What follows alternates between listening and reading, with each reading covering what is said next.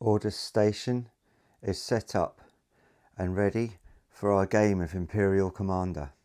So I'm going to talk you through the board and talk you through the forces so you can see how they're stacked against each other. So let me start by telling you a little bit about how I painted this Ordus Station terrain. If you've seen some of our other videos, you might be familiar with the technique we use to get this chipped weathered effect, so I'll link to them here if you haven't seen them. Basically, in this case, we painted all of the terrain a dark metallic brown colour to simulate the rust. Then we put our latex flicked coat on to achieve all the paint chips. Once we'd done that, we painted the hatching. So started with the yellow, then masked and put the black stripes on. And this applies for the whole thing, right through there, right through all the gantries. Once we'd done that, we masked up all of the hatching and then sprayed the grey. So we've got two greys here, or two areas of grey. We've got a bluey grey for most of the industrial areas. And the gantries, we're using this lighter cool grey to offset them. So we wanted a very industrial feel for this, something very different to the grimdark terrain which we've been painting. When we do this effect, we try and make sure we get some nice inconsistency in the coverage. You can see the spatters on the side of that wall there. And here you can see a real contrast between the light grey, the cool grey of the gantry, and the bluey grey of the stanchions and the uprights. And here you can really see how the steps are weathered, not just by the chip coat, but by the fact that the paint's gone on inconsistently to give it that believable, realistic variation. Most of the gantries, stairs and industrial elements you're looking at here are part of the Ordus Station terrain set by Saucerman Studios. My friend Simon had these around in his games room for a long time in a sort of a semi-painted state. They were printed by our friend Alex, and I offered to paint them up for him, and since then we've used them in a number of games. They're a really flexible, useful set of terrain pieces. I'll put a link to the Saucerman Studios website so you can download these STLs if you'd like to print some yourself. Once we finished spraying, we used some rust-coloured wash to soften up some of the edges. Where everything had been masked with the tape, it looked very clinical, and this rust has helped blend it all together, make it feel a bit more organic, feel a bit more used, and a little bit more realistic. And you can really see the effect coming to life here on the side of this silo.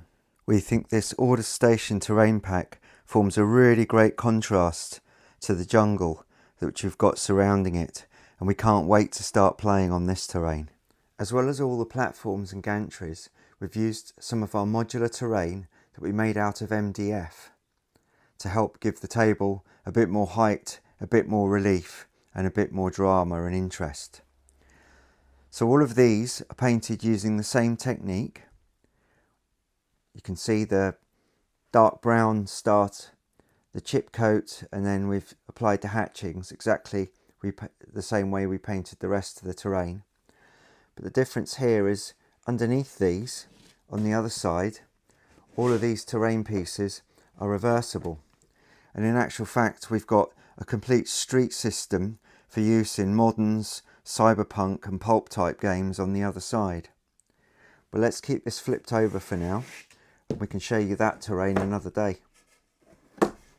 What we've tried to do with the modular terrain is create some choke points, create some avenues where the attacking forces are going to get channeled through.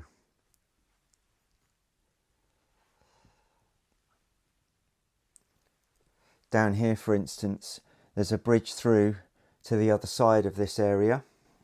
Likewise, over here, we've got this narrow edge which might channel some of the attacking forces. We've also got, just here, a gateway through to the jungle beyond. When we play tested this, we found that some of these areas became quite deadly kill zones. So we've tried to put plenty of scatter terrain to give the attacking forces a chance. Let's take a look at some of the other elements on the table. These energy globes are going to form the key objectives of this battle. The forces of the Imperium are protecting these. The Red Redemptionists are going to be trying to destroy them. There's 4 of them altogether. These are 3D printed, but I can't for the life of me remember who they came from or a copy of the files, so I'm afraid I can't put a link to them at the moment, but if I discover it I will do that. Some of the other scatter terrain is provided by a seller on my mini factory called Trevignum. We've got a load of his grimdark terrain printed, which you can see in some of our other videos, but here we're using the laser cannon, well it looks like a chain gun actually, and then some of the crates and other elements to add a little bit more cover. So the crates and the gun emplacement here are all printed in resin, giving them a much higher resolution print. The last little bit of focus on the terrain are these 2 mechs. These aren't actually going to be active in the battle, these just forming part of the backdrop. But these are both from the Robotech range of sets, which came out in the early 80s as part of the supporting models for the Macross saga. So I got these from my friend many years ago, back in the late 1980s, early 90s, and I've restored them meticulously, and I think they form a rather excellent backdrop for the setting on this particular battle. We're going to be using the Imperial Commander rule set, which is a variation of the Laserburn rule set. These are the rules designed for mass combat. We play tested this game a few weeks ago using this army roster of rough equal points values. There's about 30 to 40 troops on each side, and we're hoping that it will play out in under 2 hours. Let's take a look at some of the troops that are going to be involved in the game. So the key troops on the Imperium side are going to be the technicians. They're actually not very good fighters, but if any of the objectives, the power generators, get destroyed, they're going to be able to repair those as part of the gameplay to prevent a loss in the game.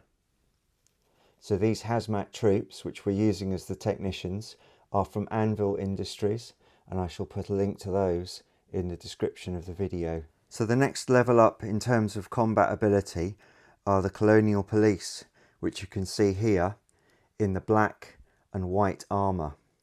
These are also Anvil Industry figures. In this case, they're painted up as Agents of S.H.I.E.L.D. from my Marvel Crisis Protocol games. But in this case, we're going to use them as Colonial Police because we wanted to get a game going. Whilst we don't have anything bespoke ready for Laserburn and Imperial Commander, we thought these would fit the bill nicely. So we've got 3 squads of these Colonial Police. One over there on the right flank, some here on the left flank, and finally that little unit up there on the gantry overlooking the approach to the base. The main combat force of the base is provided by 2 squads of Space Marines. Now, in the context of the Imperial Commander game, these are equipped with power armour and bolt guns, much like a traditional Space Marine would have been. As you can see, these are my RTB-01s, which have been painted in an urban camo. The second squad's deployed over here a little bit further forward. It's going to be up to the commander of the Imperial forces whether these troops remain in place or whether they get moved. And finally, we've got the base commander. So he doesn't look like he's wearing any armour, but in actual fact he's got what they call a Holtzman shield in the Imperial Commander rules, which means he can't be targeted at all by any missile weapons. He has to be engaged in hand-to-hand combat. At the same time, because of the Holtzman shield's activity, he can't shoot out. But that doesn't matter, because he's equipped with a designator, along with the heavy weapon troops and the unit commanders of the 2 Marine squads. And those designators enable them to control this laser cannon, which is a fairly devastating piece of kit. And also we have 10 support modules which will be fired from off table and which hit on a 5 or 6. And basically anyone with a designator that has line of sight can call an airstrike down. And in actual fact, the last regiment which we're going to focus on for the forces of the Imperium are these 2 dreadnought armoured troops. As you can see, they are Terminators from the original Terminator set, again painted in my Fighting Tigers urban livery. But these 2 figures represent something like 184 points out of the 840 or 50 of this army. So it just gives you an idea how important these are in terms of point values. Under the Imperial Commander rules, these guys are going to be able to teleport in to any position whatsoever they like on the table on the Imperium players' start of turn 2. So that would be their first movement phase, would be to beam down onto the table. So to give you an idea of the potential of the dreadnought armoured troops in hand-to-hand combat, these guys get a +11 modifier in hand-to-hand on a d10. So that means the minimum they can roll is a 12. Whereas the Colonial Police, on the other hand, because they are light armoured and because of their training status, have a 0 modifier on a d10. Now let's take a look at the forces of the Red Redemptionist side. These are their most basic troops. These are conscript level, and they are going to represent simple cyborg troops. They're actually being represented here by Games Workshop tech thralls from the Warhammer 30k range. We've got 3 units of these. The bulk of the Redemptionist forces are made up by 4 squads of fanatics. These troops are equipped with submachine guns, and these are represented by some old Games Workshop Chaos fanatics. At the moment, 2 of the squads are deployed in our Anaconda anti-grav hovercraft, and you can see a video all about these, how these were made and how these were painted.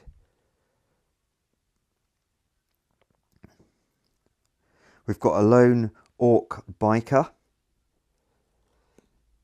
He's represented by an old Games Workshop orc biker, painted up in Evil Sun's colours. And then the Redemptionist forces are bolstered by this Chaos Ogre, which was painted some time ago. And there are another 2 ogres across the other side of the board. Let's see if we can find them. So this ogre figure has been converted from an old Blood Bowl ogre from, I think, the late 1980s, and he's had a heavy bolt gun fitted to his right arm. And the other ogre is over here. I'm not quite sure which range he comes from, but he's certainly another Games Workshop figure. In addition to the ogres, we've got a robot figure here with a conversion beam projector mounted on his back. And this is going to give the attacking forces an extra punch to take out the energy nodes.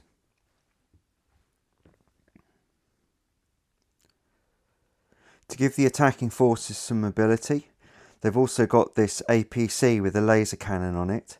And what we're saying is that this APC can also take a squad of troops, a squad of 5 troops. So it'll be able to run them forward under cover and disgorge them a bit closer to the base. I've done a little feature about this APC, and you'll be able to see that in a video that I'm going to link. And finally, we've got the very toughest regiments of this opposing Redemptionist army. Here we've got a pair of heavy weapon equipped Redemptionists wearing power armour. Over the other side here we've got another pair of Redemptionists. These look like they've got a sun gun and a heavy bolter. And then there's a command team over here, represented by these 4 troops in the red power armour. So these are all quite capable in hand-to-hand combat. They've got a good level of training, and we're just missing one figure from this little squad, and he would be the army commander, because he was involved in a painting competition very recently and he hasn't made it back to this table yet. So the table is about 8 feet by 6 feet. We're playing on the length of the table, so the forces of the Red Redemption are going to be setting up around about 3 feet onto the table, which puts them somewhere between this gantry and the sand area that you can see. What we're trying to do here is give the opportunity to play the game quickly, get the troops into action as fast as possible, and get a resolution within an hour or 2 of starting the game. The way that we will do the deployment is the forces of the Imperium will set up in their entirety. Then we will allow the forces of the Red Redemption to set up to our agreed closest point, or further back if they choose. And their objective will be to take out as many of the energy generators as possible during the game. If they manage to take out 2, we're going to consider the game a draw. If they can take out 3 or 4, then we'll consider the game a victory for the Redemptionists. However, don't forget, the forces of the Imperium can attempt to repair these energy generators. So I suspect that the Imperium commander will place some of his technicians in cover behind these, in the anticipation that if they're destroyed, he'll be able to repair them and try and win the game. Well, I hope you've enjoyed this preview of our wargame, which we're going to be live streaming soon. The table's interesting for me because it represents models that I made as long ago as 1987 or 1988, and models that were painted a matter of only a week or 2 ago. So it's been a real juxtaposition of old and new, but I think it's all worked out beautifully, and we're really looking forward to the game. So we hope you can join us. I'll make sure that I post clearly the times that we're planning to play this in the comments and in the description, in case you want to join in and watch. If you've got any questions, please pop them in the comments, and if you enjoyed this, please like and subscribe. It means a lot to us to know that we're doing the right thing and that we're showing you the things you want to see. Thank you.